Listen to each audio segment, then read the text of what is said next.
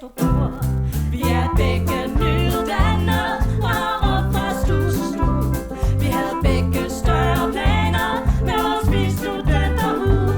Vi har læst i 4 år, og hvad er det så vi får? Et job, hvor vi løber rundt fra røv til røv og så til så. Så hvad fanden skal vi gøre?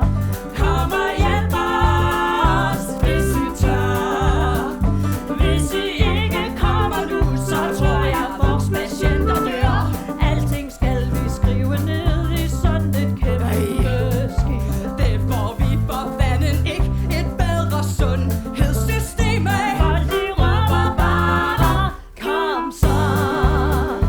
Ja, hvad sker der for jer som så? God klokken er mange.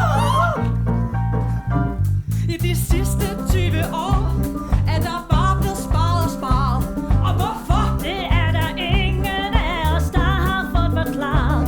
Mange brokker over lønnen, den er ikke særlig stor. Men hvad skal vi også med det? Det er for fanden her vi bor.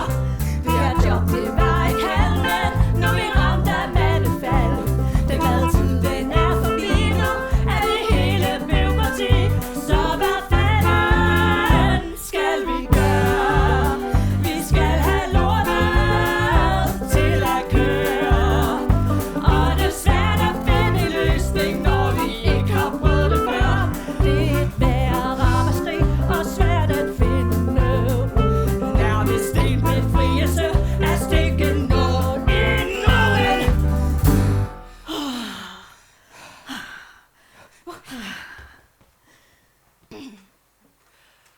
Det er da trist, at vores hospital har